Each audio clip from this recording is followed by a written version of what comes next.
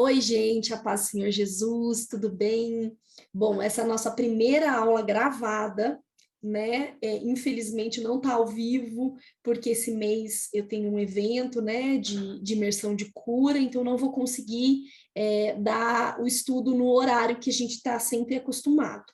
Mas não tem problema, você assiste essa aula e assim que nós entrarmos no mês de outubro, nós já vamos retomar as aulas ao vivo. Amém?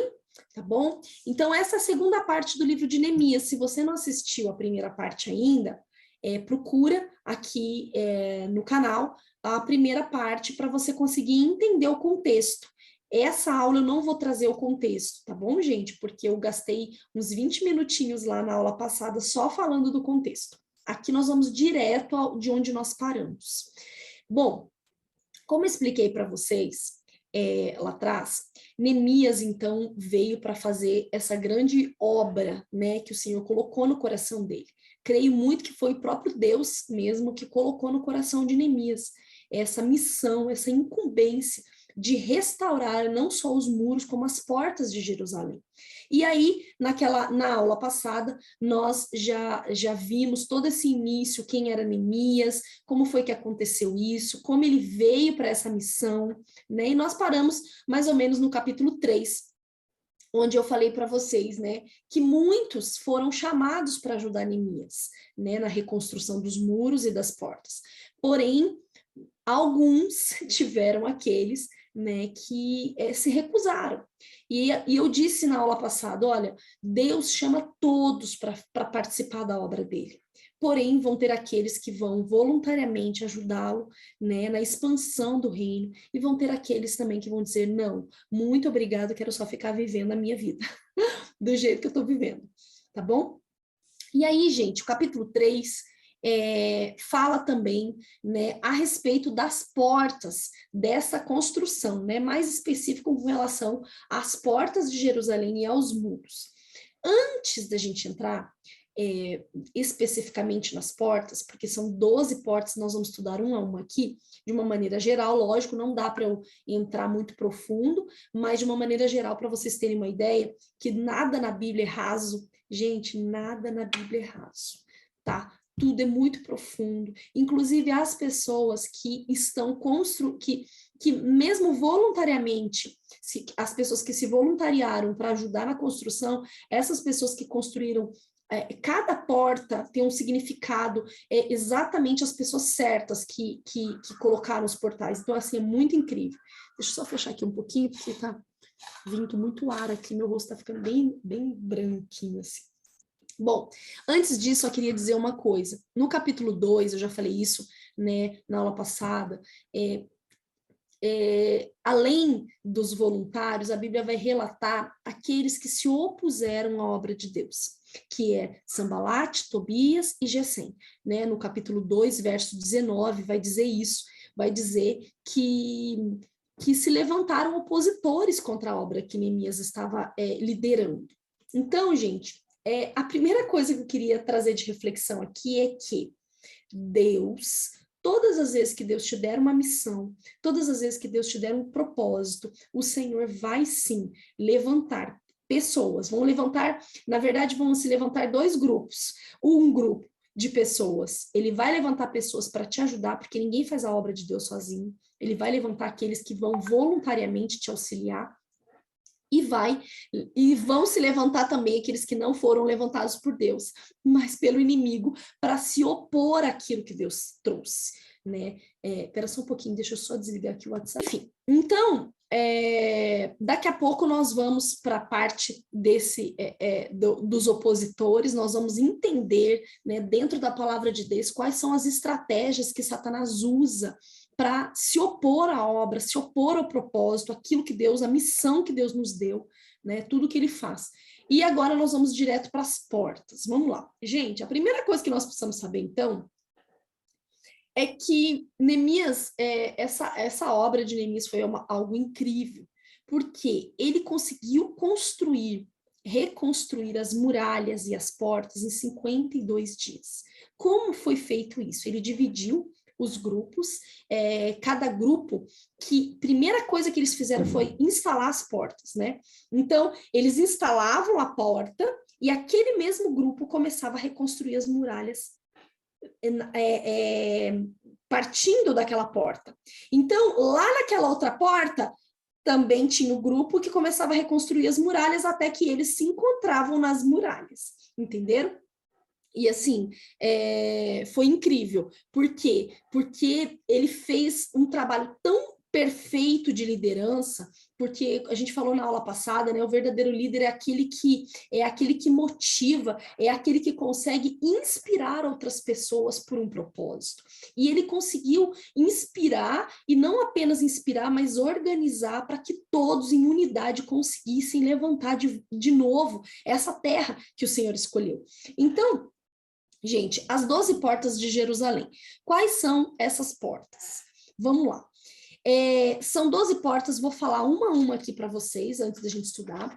A primeira porta é a porta do peixe, depois a porta das ovelhas, porta da guarda, dos cavalos, do cárcere ou da prisão, porta das águas, porta da fonte, porta do monturo, porta de Efraim, porta velha, porta do vale e porta dourada.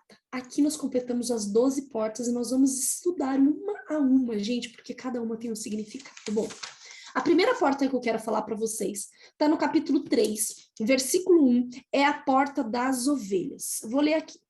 O sumo sacerdote Eliasibe e os seus irmãos, os sacerdotes, deram início ao seu trabalho e reconstruíram o portão das ovelhas. Eles o consagraram e colocaram as folhas do portal no lugar. Em seguida, levantaram o muro até a torre de Sem, que também dedicaram a Deus, e prosseguiram até a torre de Ananel. Bom, vocês viram aqui? Olha só, eles colocaram o portão das ovelhas e depois edificaram o muro até chegar no próximo muro, na torre próxima, que, bom, é isso. Então, vocês viram aqui? Eles, então, edificaram a porta, né? Eles edificaram a porta e depois construíram os muros. Gente, o que eu queria falar aqui, que é muito interessante, prestem bem atenção, que a pessoa que constrói, que reforma, né, que reconstrói a porta, é o sumo sacerdote com o sacerdote. O que era essa porta das ovelhas, então, né, lá em Jerusalém? A porta das ovelhas era a porta onde entravam os animais para sacrifício na época da Páscoa. Então, todos os cordeiros, todo o gado que entrava para sacrificar no altar para Páscoa, entrava por essa porta. Como eu disse para vocês, todas as portas referem-se, tem uma referência, faz uma alusão profética ao Senhor Jesus, né? Então, veja que Eliasibe, que é o sumo sacerdote, junto com os outros sacerdotes, foi quem restaurou. E pasmem vocês, o nome Eliasibe significa Deus restaura. Olha que incrível. E aí, gente, quando nós pensamos, né, numa porta uma porta onde entra o sacrifício, os cordeiros entram ali, né, os animais para serem sacrificados a Deus, nós podemos lembrar de Jesus, porque Jesus é a porta, né, da salvação. E pasmem, nessa porta, Jesus também entrou por essa porta com o jumentinho no Novo Testamento. Ele entrou exatamente por essa porta. Jesus, então, é o Cordeiro de Deus que tira o pecado do mundo. Ele entrou por essa porta, né, com um jumentinho, ele literalmente cumpriu, né, o significado dessa porta depois de restaurada, e assim, gente, foi a primeira porta a ser restaurada. Vejam que a Jerusalém, né, ela faz uma alusão profética à nossa cidade, a cidade que nós vamos reinar com ele. Então, quando acontece toda a questão do cativeiro, isso Deus estava ministrando muito forte no meu coração, quando acontece a questão do cativeiro, do povo ficar preso, e chegar um tempo que o Senhor determina que eles saiam daquele cativeiro e que eles venham morar numa nova cidade, numa cidade reconstruída, né, ali, que é Jerusalém, que vai ser restaurada e reconstruída. Eu me lembro perfeitamente que o nosso Senhor Jesus também veio para estabelecer um novo tempo, para inaugurar uma nova cidade, a nova Jerusalém, que nós vamos morar e viver um dia com ele por esse lugar, nesse lugar, né? E aí, gente, o que acontece? O Senhor Jesus faz isso de uma maneira profética, porque ele é o caminho, a verdade e a vida. Ele é a porta. Né? Jesus é a porta da salvação. Nós vamos ler isso em João 5:2 e 10:7. Se você puder abrir aí comigo, João 5:2.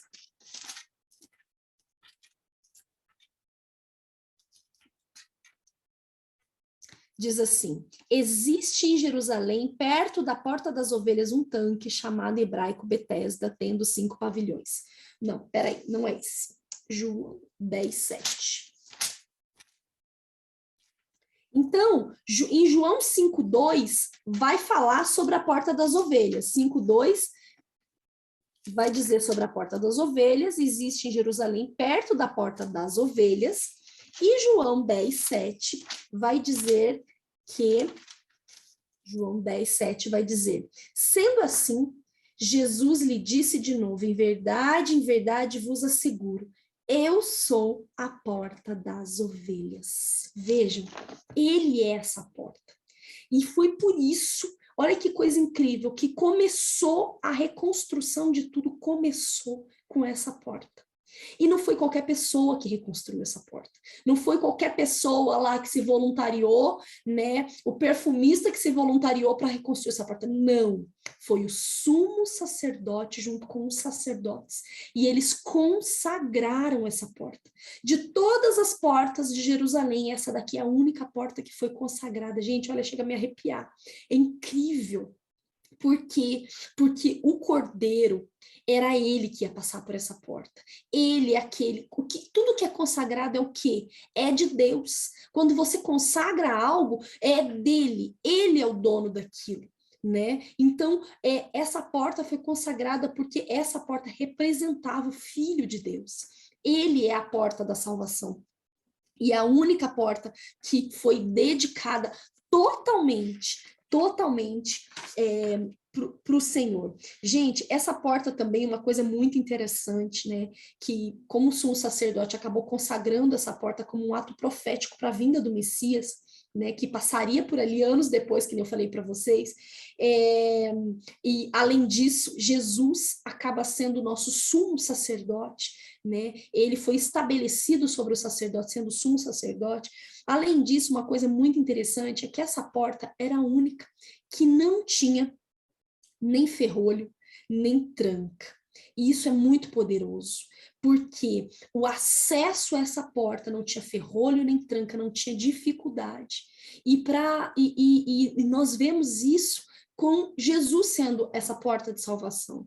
Não há dificuldade de ir até ele, porque a Bíblia vai dizer que ele está disponível, ele está à porta, ele bate, né? Então, essa porta da salvação não tem ferrolho, não tem tranca, porque é para acesso de todos.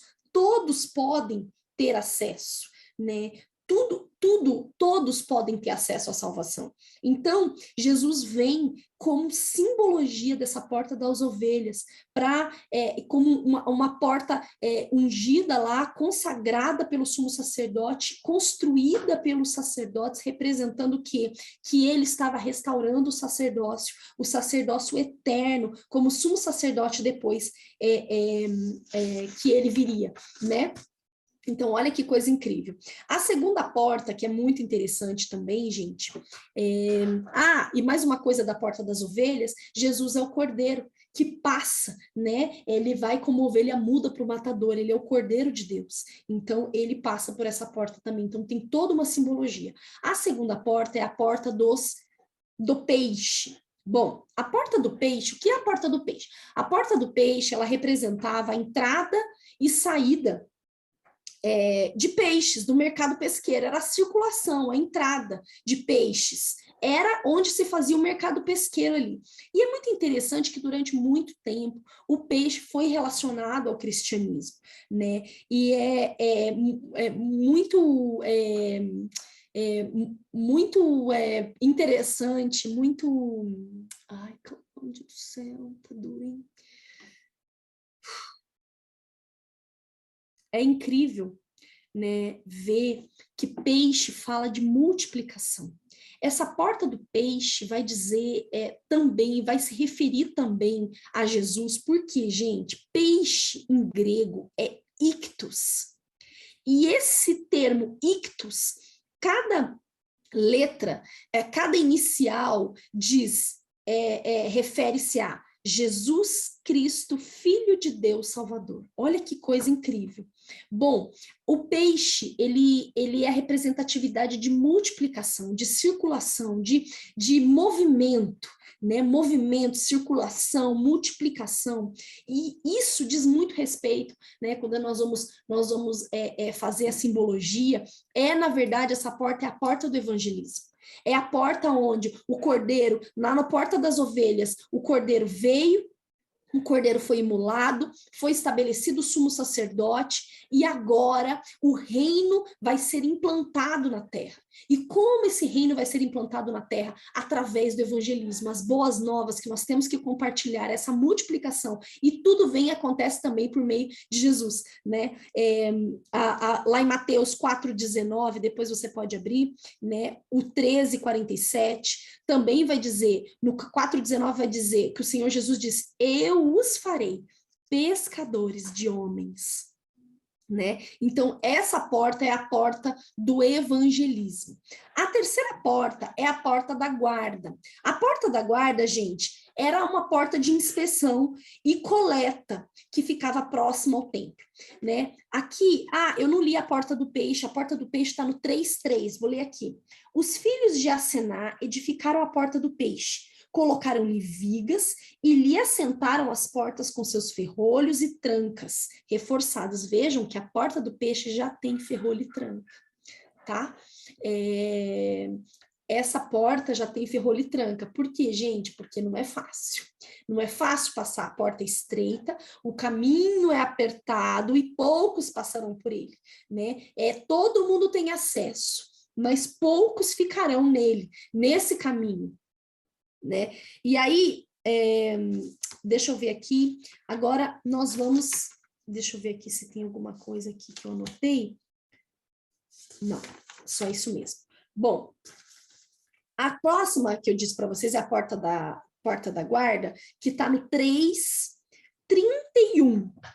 3:31 diz assim, Neemias 3:31 diz assim, depois dele, Malquias, um ourives, realizou todos os reparos do muro até a casa dos servos do templo e dos comerciantes, em frente da porta das visitas e inspeções até o posto de vigia de esquina, tá? É a porta da guarda. No 12:39 também vai falar a respeito dessa porta da guarda. 12:39 diz assim, e continuaram passando por sob o portão de Efraim, porta de Chesana, isso é a porta velha, porta do peixe, torre de Sem, indo até o portão das ovelhas, junto ao portão da guarda paramos, viu? Então existe essa porta da guarda. Gente, a porta da guarda, ela se refere a uma porta de vigilância na nossa vida. Ela diz respeito a uma porta de obediência e vigilância. O Salmo 119, vamos abrir aqui, Salmo 119, versículo 33. 119, 33 diz assim, Senhor, o salmista diz, indica-me o caminho dos teus decretos e a eles obedecerei até o fim. Quem entra, nós que entramos por essa porta da guarda, né, ela refere-se a esse caminho, a um caminho de vigiar e orar em todo o tempo, até que ele venha, um caminho de vigilância, um caminho de obediência, tá bom, gente? É isso que se refere à porta da guarda. Na verdade, todas essas portas vão dizer respeito a nós, a nós também, né? São portas da nossa vida que precisam ser restauradas. Então, nós podemos estudar as portas de Neemias com relação à nossa vida. Bom, peraí, eu já passei pela porta da ovelha? Sim. Eu já aceitei Jesus como meu único e suficiente Salvador? Sim. Eu já passei pela porta do peixe, eu estou circulando, eu estou me movimentando para que a cultura do reino se estabeleça, para que o Senhor faça a obra dele aqui nessa terra, para que a igreja fique preparada para a volta do Messias, a volta do Cordeiro, né? Como tem sido? Eu tenho passado pela porta da guarda, eu tenho cumprido o que a palavra diz, olha, obediência e vigilância, vigiai e orai, para que não entreis em tentação, porque o espírito está pronto, mas a carne é fraca, né? Nós precisamos, a Bíblia vai dizer também, olha, aqueles que me ouvem e me obedecem, né? A Bíblia diz, se me ouvides e me obedecerdes, vocês comerão melhor dessa terra. Então, assim, a obediência, né, até quando você vai estudar, né, quando o Senhor fala, ouve, ó Israel, o Senhor é o teu Deus, o teu único Deus. Então, quando você vai para esses versículos, quando você pega o original da palavra ouve, o ouvir aqui não é apenas escutar, é o entender e o obedecer. Isso é ouvir. Isso é ouvir. É ter entendimento e obediência. Bom, a próxima porta é a porta dos cavalos, que está no 3:28, que diz assim: para cima do portão dos cavalos, os sacerdotes se dedicaram também aos trabalhos de reconstrução, cada um em frente à sua casa. Vejam, essa porta dos cavalos era a porta da realeza, próxima ao palácio do rei. É onde os soldados cavalgavam, eles passavam, cavalgavam e passavam por ela para ir para a batalha. Gente, é incrível, Apocalipse 19:14 vai dizer que o Senhor Jesus vai vir num cavalo branco, e nós estaremos com ele na batalha. Vejam aqui também, que eu nem tinha reparado quando eu fiz o estudo, mas agora eu estou notando que Deus propositalmente pediu para que os sacerdotes se dedicassem também na reconstrução dessa porta. É a porta onde o Rei dos Reis e Senhor dos Senhores vai chegar com o seu cavalo branco, vai vir com o seu povo lutando e guerreando. Então, assim, é por essa porta que ele vai passar. E essa porta, né, na nossa vida diz respeito a esse posicionamento de guerreiro, de soldado, de pessoa que o Senhor estabeleceu para enfrentar a luta, para enfrentar a batalha e vencer com ele ao final. Então, nós temos que também ver se essa porta está sendo, se está realmente edificada, se nós temos batalhado, se nós temos lutado para que o reino de Deus venha para a nossa vida e se multiplique através da nossa vida, né? Bom, a quinta porta é a porta da prisão. Gente, a porta da prisão ou porta do pátio é uma porta que não existe mais, porque lá em 1500, as muralhas... a muralha moderna foi construída pelos otomanos e tirou essa porta, né? Modernizaram lá, fizeram uma reforma e retiraram essa porta. Essa porta é chamada de porta de prisão e porta do pátio, por quê? Porque era uma porta que ficava para quem estava preso, ele ia passar por aquela porta, era a porta da prisão, ele estava preso. Mas para quem passava por fora, via uma porta que dava acesso ao pátio. Então, quem olhava de fora era uma porta do pátio, mas os prisioneiros sabiam que era a porta de prisão. Então, gente, é muito interessante a gente pensar, fazer aqui uma analogia, né, que, assim, essa porta é uma porta que diz muito respeito às prisões da nossa vida, aquilo que nós estamos presos ainda, né, pelo lado de dentro. Porque era dentro que ficavam as portas, que ficavam os ferrolhos, que ficavam as algemas, que ficavam os prisioneiros, era do lado de dentro. O pessoal que estava fora, que estava livre, olhava e via uma porta de um pátio. Né? Então, aqui, essa mesma porta é uma porta onde as pessoas que estão presas vêm, e muitas vezes elas não sabem que ela dá acesso a um pátio. Quando elas passarem por ela, elas vão ter liberdade, vão ser livres. Era o pátio onde os prisioneiros passavam e iam tomar banho de sol, por exemplo. Então, qual é a analogia que nós podemos fazer? Né? Que nós precisamos buscar o tempo todo nos libertar né? Buscar o tempo todo passar por essa porta para sermos livres em muitas coisas dentro da nossa alma, né? Em muitas coisas dentro da nossa alma. Essa é a porta da prisão ou porta do pátio. Bom, a próxima porta é a porta das águas, Neemias cita ela no capítulo 8, versículo 1. Vou ler aqui rapidinho para vocês, 8:1. Então, como se fosse uma só alma, todo o povo se reuniu na praça central, diante do portão das águas. Gente, também refere-se, né, a Jesus. A palavra de Deus vai falar que Jesus disse, lá em João 7,37, aquele que tem sede, vem a mim e beba, beba. Água na Bíblia é palavra de Deus. A Bíblia vai dizer que Jesus era o verbo, e o verbo era Deus, e o verbo estava com Deus. Então, o Senhor Jesus é o verbo, ele é a palavra. Então, essa porta era um lugar onde eram transportadas as águas, onde os gibeonitas entravam e saíam com as águas, né? Então, ela também tem uma referência profética. A sétima porta é a porta da fonte. Ela está no 2,14. 2,14 diz assim: fui ainda mais adiante até o portão da fonte e até o tanque do rei. Bom, gente, essa porta da fonte é porque ela ficava ao lado, ela dava de frente a uma piscina. Você lembra o tanque de Betesda que a gente já ouviu, né? A piscina, o tanque de Siloé. Então, ele ficava, essa porta ficava assim, quase que na frente, assim, ao lado desse tanque de Siloé, né? Que era um tanque real. Então, água significa sempre vai significar a presença de Deus. E a água, na verdade, né, a água no Oriente era uma coisa essencial, era uma coisa desejada.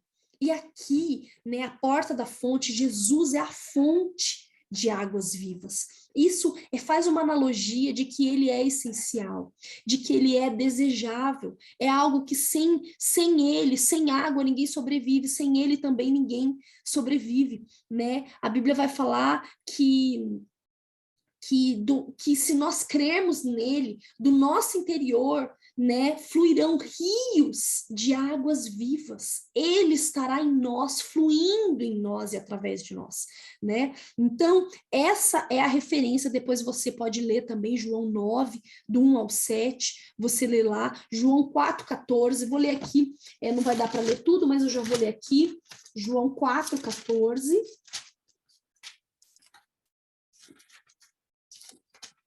4,14 diz assim: aquele que, porém, beber da água que eu lhe der, nunca mais terá sede. Ao contrário, a água que eu lhe der a tomar, nele se tornará uma fonte de água, jorrando para a vida eterna. Aleluia! Então, gente, essa porta da fonte, nós temos que ir na fonte. O Senhor é a fonte de todas as coisas. Tudo inicia nele, termina nele. Ele é a fonte de tudo. Bom, a oitava porta que eu quero conversar com vocês, né, é a porta de Efraim. A porta de Efraim, quem era Efraim, gente? Efraim era o filho mais velho de José. Vocês se lembram que Jacó teve todos aqueles filhos, e ele teve José, que foi vendido como escravo para o Egito. Lembra? Depois ele se reencontrou com os irmãos, reencontrou com o pai Jacó. E vocês se lembram que na hora de abençoar cada filho para ser uma tribo, Jacó pegou o filho de José, os dois filhos de José, e os abençoou. Então, eram netos, eles os abençoou como se fossem filhos. Então, fizeram as 12 tribos de Israel, porque dois nomes que estão nas tribos de Israel são dos filhos de José. Um desses nomes é Efraim. E Efraim foi tido como primogênito. E o primogênito, gente, tem porção dobrada. Primogênito é aquele que frutifica em dobro, né? A porção dobrada refere-se à primogenitura. A Bíblia vai dizer que o Senhor Jesus é o primogênito do Pai. É o primogênito do Pai. E nele tudo frutifica. A porção é dobrada a partir dele. E com ele tudo frutifica em dobro. Glória a Deus, glória a Deus. Bom, a outra porta é a porta velha, que está representada ali no 1239, é a porta mais antiga da cidade de Jerusalém. Por que, gente, é tão engraçado? Por que essa porta é a mais antiga? É tão interessante algo que aconteceu, né? Essa porta, dizem que ela foi construída na época que Jerusalém não chamava ainda Jerusalém. Ela se chamava ainda Salém. Não sei se vocês vão lembrar, né? Na época, lá em Gênesis, que Abraão acaba devolvendo o dízimo para um sacerdote, né, para um rei, na verdade, que era também sacerdote, que é Melquisedeque. Ele é a própria representatividade de Jesus. Por quê? Porque esse é o rei mais, assim, ignomático, não sei nem se existe essa palavra, mas, assim, o rei mais, assim, que ninguém sabe de onde surgiu, ninguém sabe genealogia de nada, ele não aparece, só que no Novo Testamento ninguém sabe de nada dele, ele só aparece exatamente para receber ali os dízimos, né, de Abraão, só que lá no Novo Testamento vai dizer que o Senhor Jesus veio segundo a ordem de Melquisedeque. Então, assim, é muito interessante, né, Hebreus 7:8, vou ler aqui para vocês, né, essa porta, então, foi construída nessa época, Hebreus 7:8.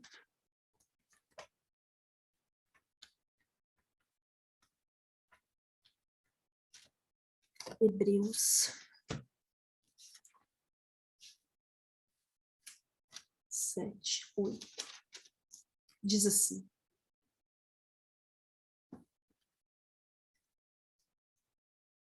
Peraí, gente. Aqui. 5. Vou ler o 5 até o 8. Ora, os que dentre os filhos de Levi receberam o sacerdócio, têm o mandamento de recolher de acordo com a lei os dízimos do povo, isto é, dos seus irmãos, ainda que tenham todos estes descendido de Abraão. Contudo, este homem que não pertencia à genealogia de Levi, recebeu os dízimos de Abraão e abençoou aquele que tinha as promessas. Evidentemente, não pode haver qualquer dúvida de que o inferior é abençoado pelo superior.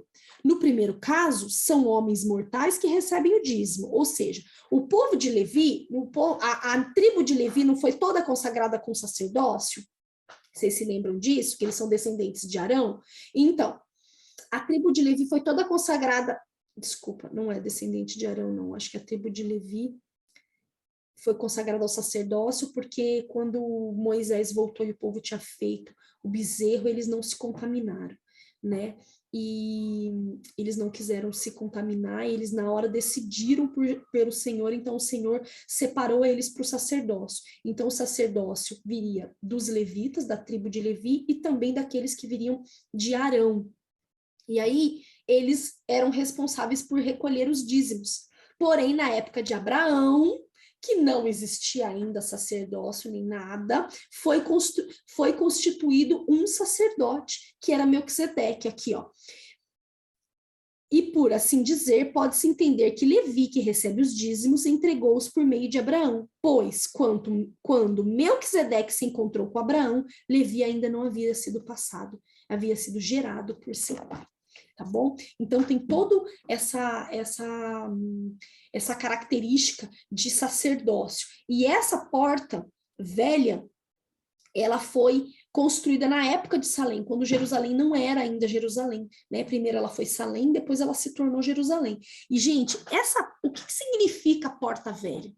A porta velha é aquilo que instaura, que estabelece as veredas antigas, né? A sã doutrina, aquilo que é puro, que foi construído lá desde o início, né? Os princípios. Nós precisamos de tempos em tempos reaver os nossos princípios, os nossos valores. Se nós ainda estamos pautados nessa palavra, se nós estamos pautados desde o início como um Deus que não muda, que nós sabemos que é um Deus que não muda, se nós ainda estamos pautados nisso. Então, de tempos em tempos, nós temos que rever e andar por aquelas veredas antigas a qual nós fomos ensinados, né? E tá trazendo isso, sempre ressignificando isso na nossa vida, para que nós nunca nos apartemos, né, da sã doutrina e dos princípios e valores estabelecidos por Deus desde o início de tudo. Tá bom? A próxima porta que eu vou falar para vocês é a porta do monturo, ou porta do lixo. Gente, ela está no capítulo 2, versículo 13. Bom, essa porta, gente, é uma porta onde passavam os dejetos, os lixos, indigentes, inclusive pessoas que suicidavam. Essa porta do monturo, a porta do lixo, era assim, olha, imagina que tinha uma porta e ninguém podia pisar lá, porque lá era tudo que estava amaldiçoado. Então, por que ia lixo junto com pessoa que suicidava? Porque os judeus acreditavam que todos aqueles que se suicidassem, eles já tinham sido condenados como réus eternos. Então, não podia nem sequer serem tocados, não podia nem sequer ficar no mesmo ambiente deles. Então, aquelas pessoas que se suicidavam, os indigentes que não eram de ninguém, que acabavam morrendo, eram jogados, né, por essa porta. Eles iam até essa porta, jogavam naquela região lá, né, e deixavam lá junto com lixo, junto com dejeto. Essa porta também, gente, cheirava o tempo todo enxofre, porque como era só coisa fétida, né, lixo e pessoas mortas que estavam ali, o enxofre ficava o tempo todo, né, queimando lá, para eles não sentirem o odor de todo aquele lixo, de todo aquele nojo, de tudo aquilo que era nojento que estava lá queimando. E nós também temos na nossa vida que ter essa porta, né, do monturo, uma porta do lixo, onde nós pegamos aquilo que é abominável diante do Senhor. Aqueles pecados ou aquelas coisas que nós fazemos que não nos servem mais, não cabem mais, nós fomos confrontados, nós fomos, como se diz, convencidos pelo Espírito Santo de que aquilo cheira mal diante dos olhos do Senhor, de que aquilo não é bom, de que aquilo fede, né, de que aquilo não traz um cheiro agradável diante do Senhor, para o reino dele ser estabelecido, para o coração dele ser aceitável para o coração dele. Então nós precisamos ter essa porta, onde nós lançamos e deixamos queimar aquilo que é palha, aquilo que não é trigo, aquilo que não faz bem, aquilo que não agrada o Espírito, aquilo que não agrada o coração do nosso Deus, tá bom? Temos também uma porta chamada de porta do vale. Gente, essa porta do vale, que está no 3:13, eu li para vocês o 2:13? Não, né? Vou ler a porta do monturo, ó. 2:13. Desta maneira, saí de noite pela porta do vale e fui até em Ataim, fonte do crocodilo, e até Shar-Hatzote, portão do lixo, e examinei as muralhas de Israel que haviam sido derrubadas e os seus portais que haviam sido destruídos pelo fogo. Bom, aqui já está falando das duas portas, tanto a do vale quanto ao portão do lixo ou do monturo que eu acabei de falar para vocês, né?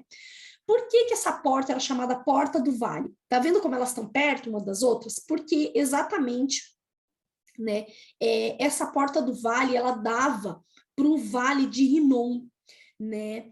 É um lugar de depósito de cadáveres e restos de animais que eram incinerados.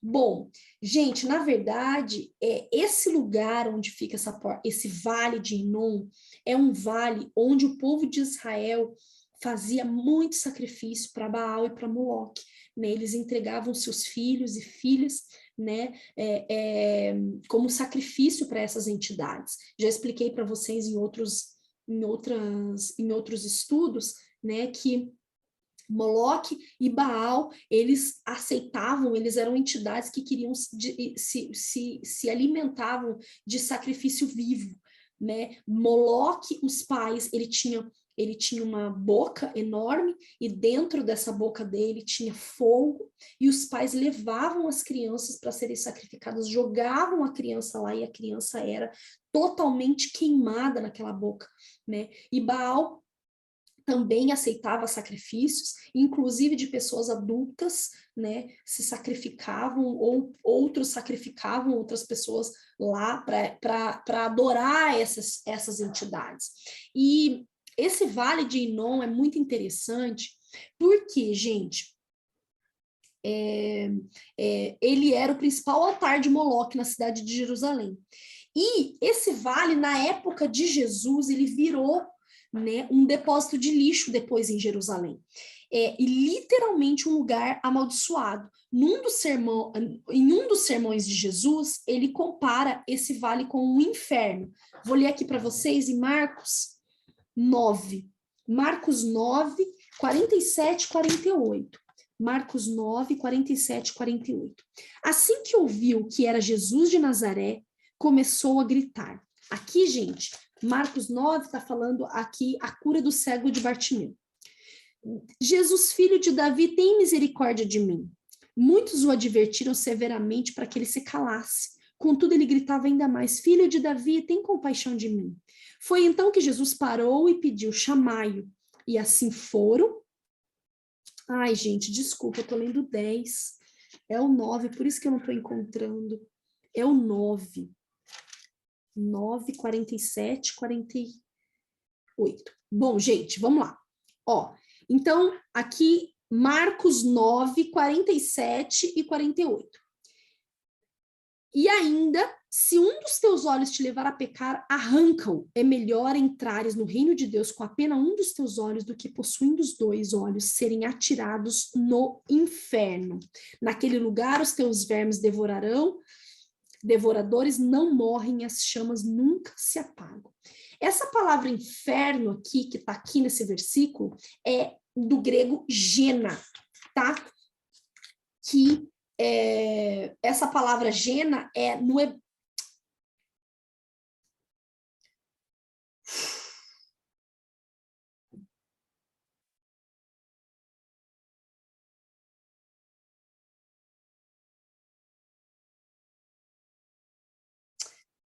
essa palavra inferno aqui que nós lemos, ela vem do latim, né? Ela vem do latim, essa palavra inferno, mas o original é gena, que é do hebraico, e Hades no grego, que nós sabemos que todos eles são sinônimos de inferno, tá bom? Então, Gena veio exatamente do Vale dos Filhos de Inom, tá? Que era considerado o próprio inferno ali, porque era um lugar onde tinha sacrifício humano, o maior altar de sacrifício humano lá da região de Jerusalém. Tá bom, gente? Então, essa é a porta do vale. E, por último, nós temos a porta dourada. Ah, uma coisa que eu não falei para vocês, muito interessante, né? Jesus também vai ter um momento que ele vai falar dos altos de Tofete. Eu já li isso para vocês. O que acontecia, né? Quando as crianças no Vale de Inom, ainda com relação ao Vale de Inom, quando as crianças eram sacrificadas, né, para Moloque, sacrificadas a Moloque, existiam uns tambores, né? Existiam uns tambores que as pessoas tocavam para abafar os gritos das crianças quando elas estavam sendo queimadas e sacrificadas. Então, essa expressão altos de Tofete é uma outra terminologia para se usar nesse Vale de Rinom, que Tofete são esses tambores que eram tocados de forma assim extremamente escandalosa, bem forte mesmo, para abafar os gritos, os desesperos das crianças que estavam ali sendo sacrificadas. E, gente, uma coisa interessante também, atualmente, se você for para Israel e você for fazer uma visita, né, nas muralhas e nas portas, vocês vão passear por esse lugar e lá em Israel eles chamam esse passeio de culto no inferno. Então, tudo uma coisa é relacionada à outra, tá bom? E a última porta, que é a porta que está fechada, os israelitas deixaram fechada até hoje, é a porta dourada, que eles acreditam que é por onde o Messias vai passar. é a única que está fechada até hoje, porta dourada ou porta oriental, 3:29, vou ler aqui para vocês. Neemias 3:29 diz assim: em seguida Zadok, filho de Imer, fez os devidos concertos em frente à sua casa. Semaías, filho de Secanias, guarda da porta oriental, fez a restauração do trecho seguinte. Então, gente, é a única porta que, por enquanto, está fechada. É a porta que, para nós cristãos, né, ela é a porta Maranata. Ora vem, Senhor Jesus, porque nós cremos que ele já veio, mas ele vai vir pela segunda vez. Então, para nós, é a porta Maranata, é a porta dourada, simbologia de esplendor e glória ao nosso Rei dos Reis e Senhor dos Senhores, Senhor Jesus. Amém? Bom, beleza.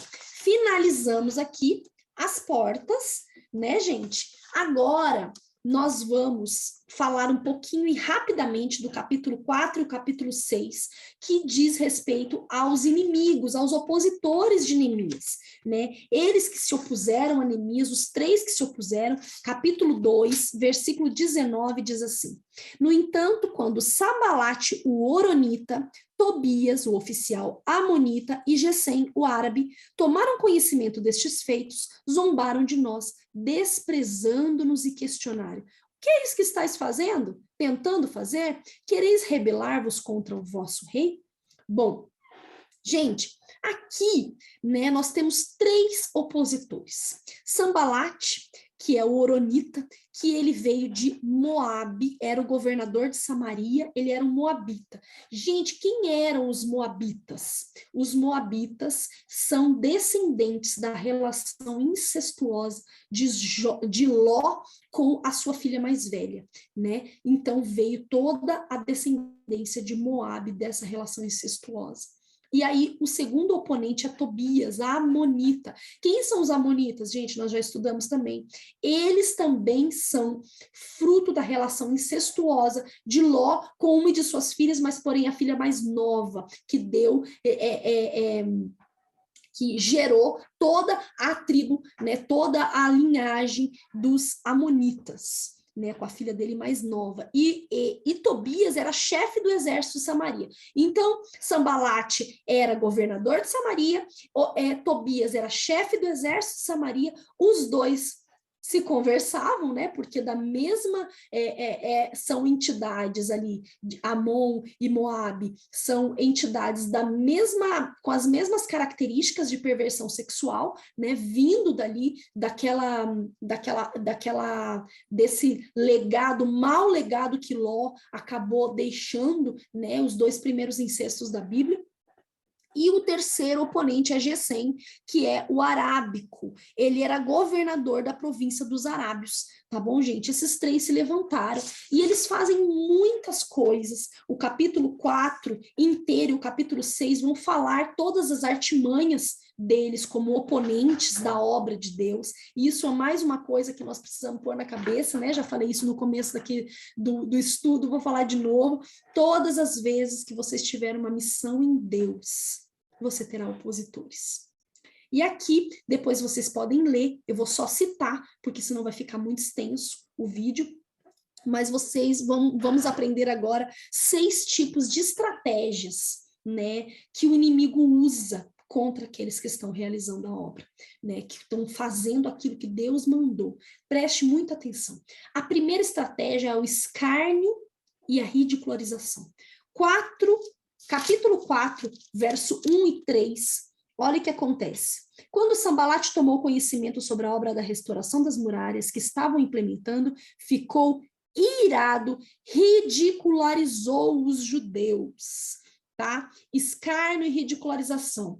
Qual é o objetivo, gente, do inimigo quando ele traz ridicularização para você, escárnio, tentando te trazer vergonha? É para que você fique envergonhado, para que você realmente paralise e desacredite, né, que Deus está no projeto. Né? E qual é o meio que ele utiliza? Ele faz perguntas, ele zomba, ele lança setas de zombaria, fazendo perguntas. Mas tem certeza? Mas você que nem tem jeito para isso. Nossa, mas você que não sei o que. Então, assim, até parece que você vai conseguir, você não consegue nem isso. Quanto mais esse projeto de Deus. Então, assim, é uma das estratégias dele. Segunda estratégia, intimidação e até mesmo agressões. 4:8 diz assim: então ajuntaram-se todos de comum acordo para virem atacar Jerusalém e nos causar grande preocupação e confusão. Tá? O 4:8 diz isso. Por quê? Qual é o objetivo? O objetivo de intimidar e trazer agressão é exatamente isso, preocupar a gente, né? Começa a intimidar. Ei, mas isso vai te oprimindo de um jeito que você começa a ficar preocupado, pela intimidação você começa a ficar preocupado e logo começa a ficar confuso. É isso que a Bíblia fala, olha, trazendo grande preocupação e confusão. Terceira estratégia, esgotamento físico e emocional. Gente, quantas vezes o inimigo usa isso contra mim? Trazendo um esgotamento físico e emocional. No 4:10 diz, o povo de Judá então começou a comentar, os carregadores estão perdendo as forças e ainda há muito entulho. Dessa maneira, não conseguiremos reconstruir as muralhas. Ele vai oprimindo, Satanás vai trazendo um cansaço, um esgotamento tão grande físico e mental para que você largue, para você tire a mão da obra, para você parar aquilo que você está fazendo, né? E aqui está dizendo, olha, para eles estão perdendo as forças, então eles não vão conseguir reconstruir as muralhas. Isso, essa estratégia de esgotamento físico e emocional, Satanás faz para trazer cansaço, depressão, tristeza e, enfim, paralisar a obra. Quarta estratégia, boatos, quem nunca, hein? Boatos, mal entendidos e calúnias. Vamos ver o 6, capítulo 6, do 5 ao 8, diz assim. Pela quinta vez, gente, pela quinta vez, Sanbalate enviou o seu homem de confiança com uma carta aberta na mão. E nessa missiva estava escrito, comenta-se entre as nações, e Gesem é testemunha, que tu e os judeus planejas uma rebelião. Por isso estás reconstruindo os muros. Dizem também que desejas tornar-te rei deles e que, portanto, nomeastes profetas em Jerusalém para proclamarem a teu respeito a seguinte mensagem: há um rei em Judá. Essas notícias inquietantes chegaram aos ouvidos do rei.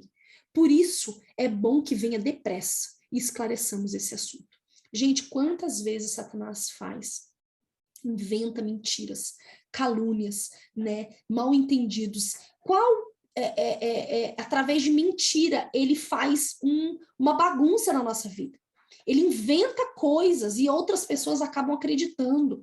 E por que os inimigos muitas vezes se utilizam de mentiras, de boato, de calúnia a nosso respeito? Qual é a origem? Qual é a porta de entrada? O que abre isso, essa mentira aparecer, essa calúnia, essa difamação, esses boatos? A inveja. Né? Geralmente, alguém que tem muita inveja de você sempre vai acabar inventando uma mentira, uma calúnia a seu respeito para te queimar, né? É assim a forma dele te atingir, tá bom? E você também paralisar a obra, a missão que Deus deu. Quinta estratégia, falsas profecias e batalhas espirituais. Gente, depois vocês leem capítulo 6, do 10 ao 14, Satanás faz isso, traz falsas profecias e muitas batalhas espirituais para nos distrair, nos tirar do foco daquilo que Deus propôs para nós. Então, quando você está focado, fazendo aquilo, não, estou numa campanha, estou jejuando, estou orando, daqui a pouco começa a vir as batalhas.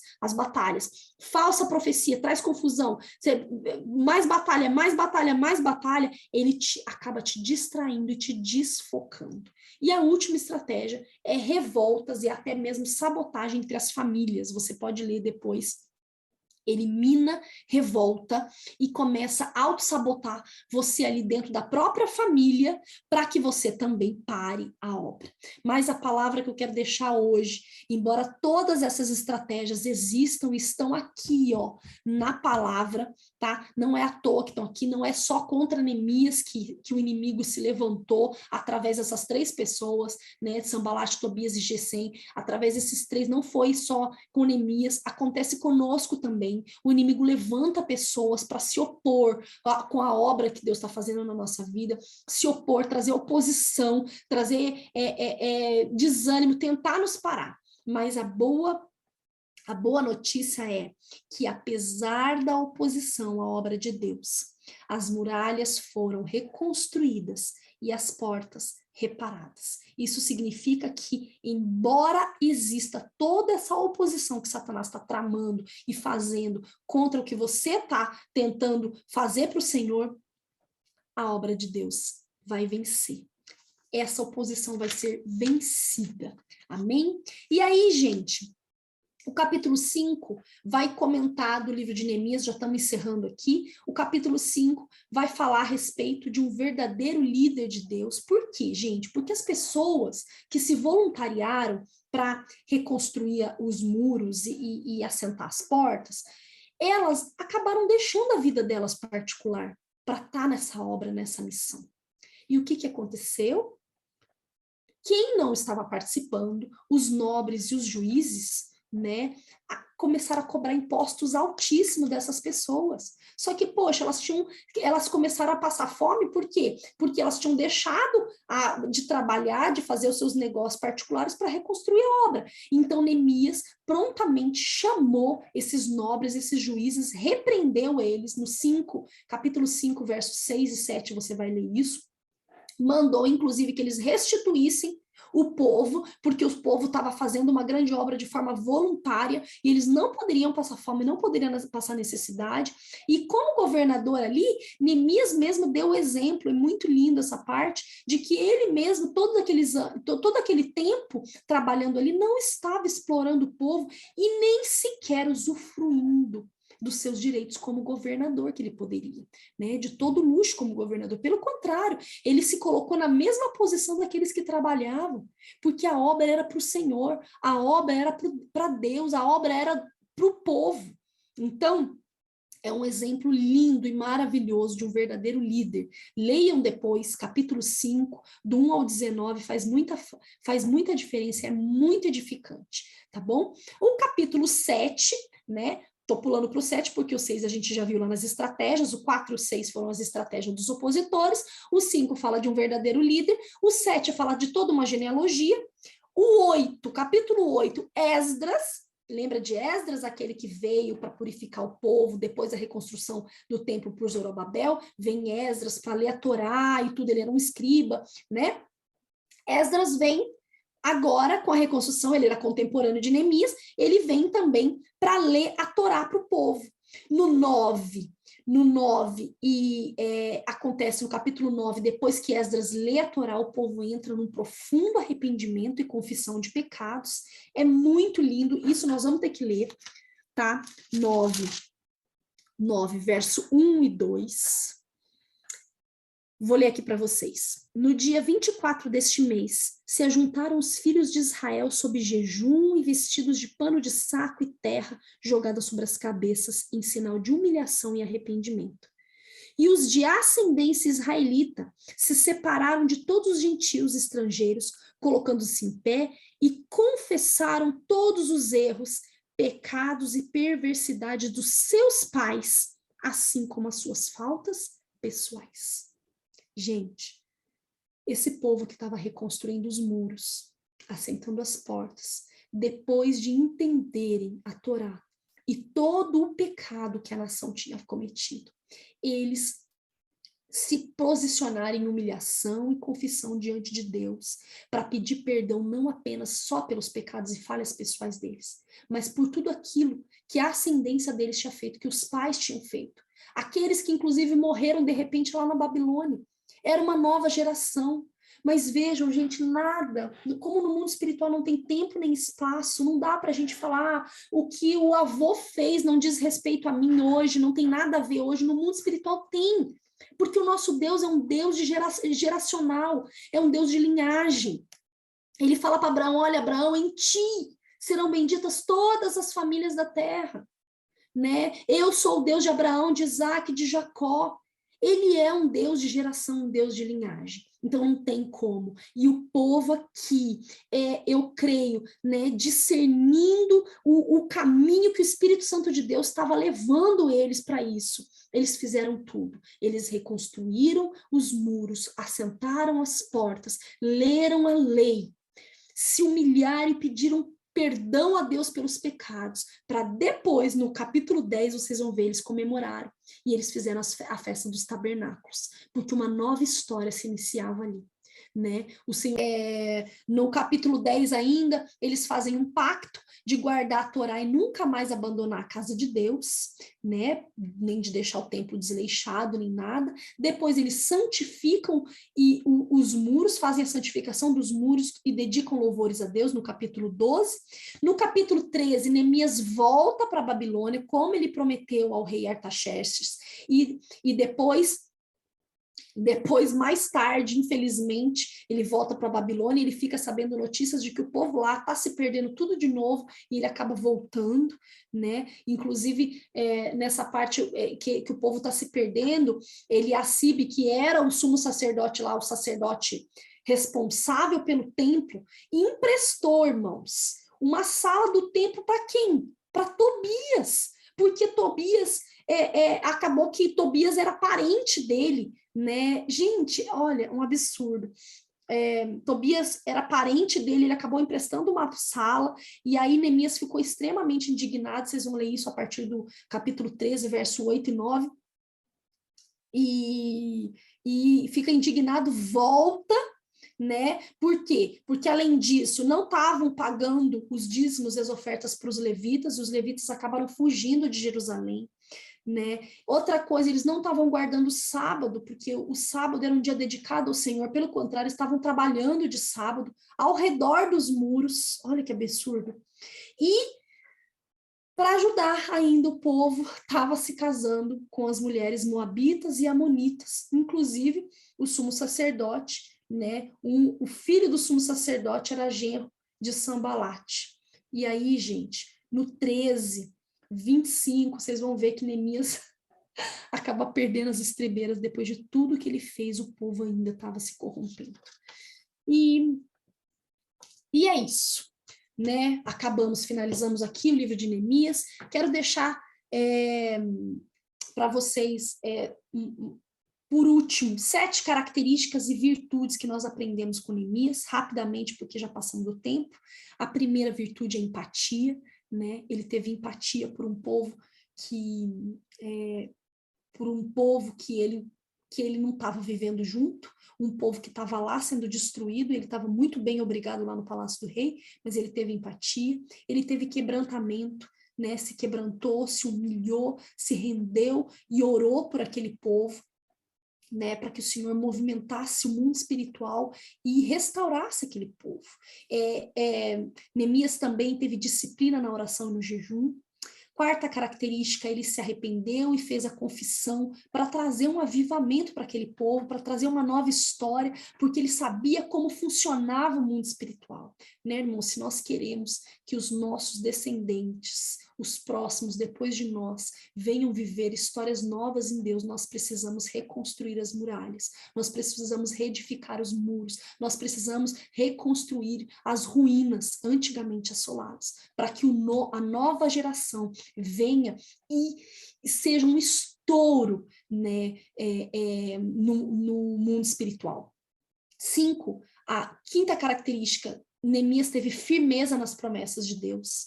Sexta característica, Neemias usou da sua influência para desenvolver o projeto de Deus. Com muita sabedoria, oração e jejum, ele usou a influência dele lá para vir e restaurar, né, as muralhas. E sétima característica, Neemias sabia a hora certa de falar. Isso nós vimos no primeiro estudo, lá na parte 1 de Neemias. Amém? Obrigada pela presença de vocês. Desculpe se eu estou assim, se o estudo ficou um pouco assim, prolixo, assim, meio difícil de entender. Eu estou bem cansada, bem exausta. De manhã já dei uma aula de cura. E agora eu estou gravando esse vídeo porque eu tenho um monte de trabalho agora à tarde, tá bom? Mas quero agradecer a presença de todos, que o Espírito Santo de Deus faça no coração de vocês aquilo que as minhas palavras talvez não possam ter virado chave. Eu creio que o Espírito Santo de Deus vai virar chaves na sua vida por conta dessa aula de hoje. Em nome de Jesus, eu oro por isso, tá bom? Obrigada, um beijo, até o próximo estudo. Tchau!